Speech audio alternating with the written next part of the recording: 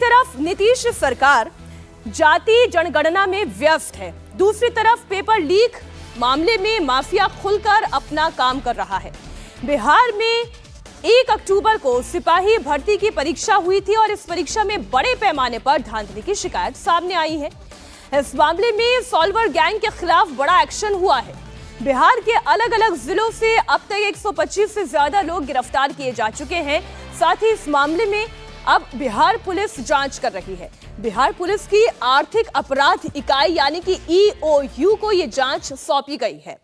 आपको जानकारी दे दें, बिहार में सिपाही भर्ती की परीक्षा 3 अलग अलग तारीखों में आयोजित की गई। पहली परीक्षा 1 अक्टूबर को खत्म हुई, जबकि अब अगली परीक्षा 7 अक्टूबर और 15 अक्टूबर को होनी है। 1 अक्टूबर को सिपाही भर्ती परीक्षा में अनियमितताओं के मामले में अब तक 125 लोगों को गिरफ्तार किया जा चुका है।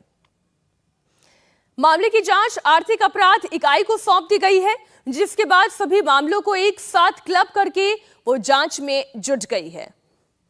बिहार के 37 जिलों के 529 परीक्षा केंद्रों पर 1 अक्टूबर को सिपाही भर्ती की परीक्षा आयोजित की गई थी। और आप देखिए, आरा से 48, जहानाबाद से 11, भभुआ से 11 और छपरा से 21, नवादा से 11 और मुंगेर से 7 मुन्ना भाई गिरफ्तार हुए।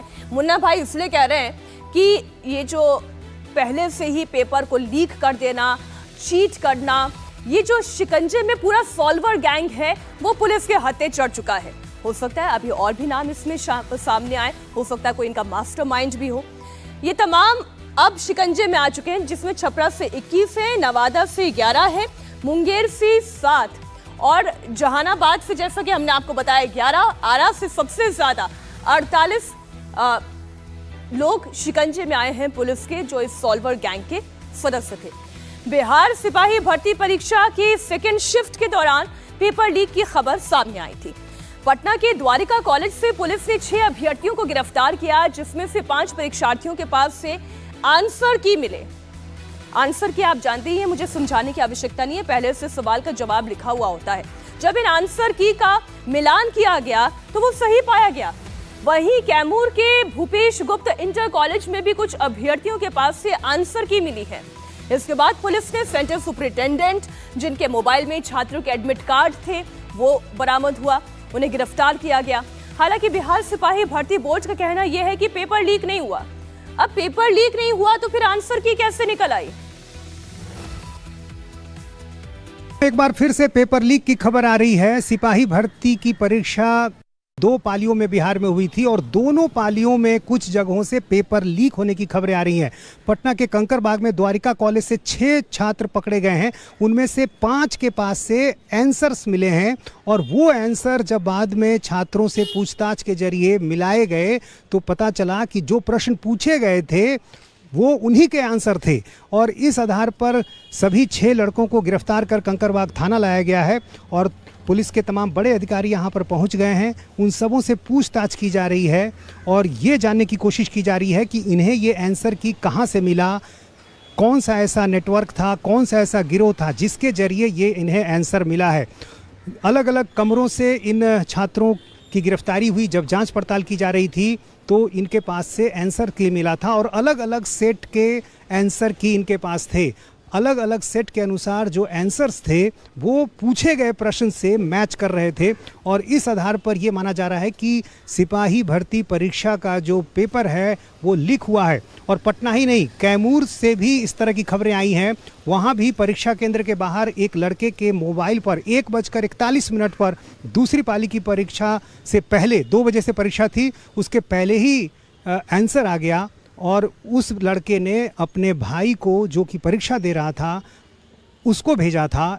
और पुलिस का ये कहना है कि एक कोचिंग संचालक हैं, उनकी तरफ से ये सारे आंसर शीट भेजे गए थे और तमाम जगहों पर इसे फॉरवर्ड किया गया था।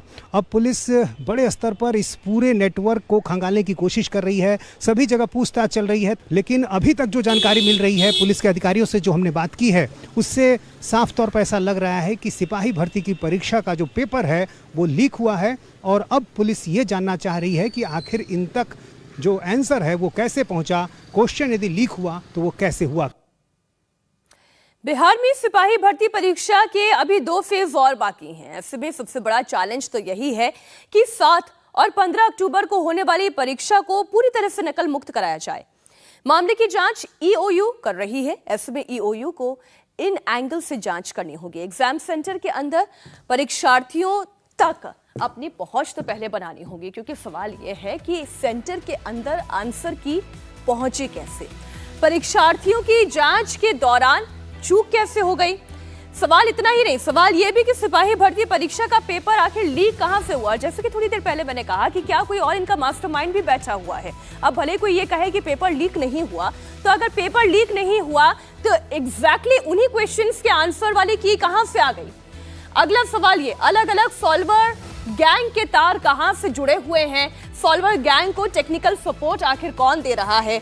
Anti jammer device, walkie talkie, Bluetooth का इस्तेमाल परीक्षा केंद्र के अंदर, सेंटर के अंदर कैसे हो गया और कैसे इन्विजिलेटर्स को भनक तक नहीं पड़ी, ये एक अहम सवाल है।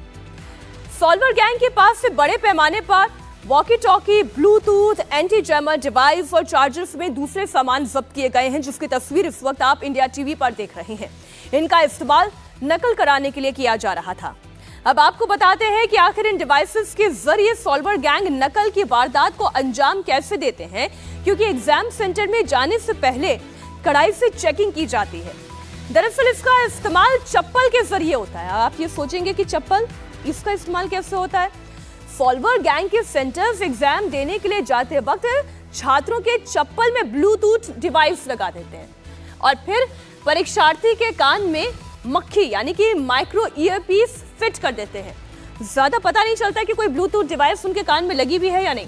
एग्जाम सेंटर से 500 मीटर की दूरी पर एक वॉकी टॉकी रहती है और इस वॉकी टॉकी से उस ईयरपीस तक सारी बातें, सारी जानकारी पहुंचाई जाती है। ब्लूटूथ डिवाइस में सिम कार्ड लगी होती है। मक्खी को वॉकी टॉकी से फिर कनेक्ट कर दिया जाता है। वॉकी टॉकी से जुड़े सॉल्वर फिर आंसर लिखवाते रहते हैं। इस बीच बिहार सिपाही भर्ती बोर्ड के अध्यक्ष एस.के. सिंघल ने दावा किया है कि पेपर लीक नहीं हुआ है।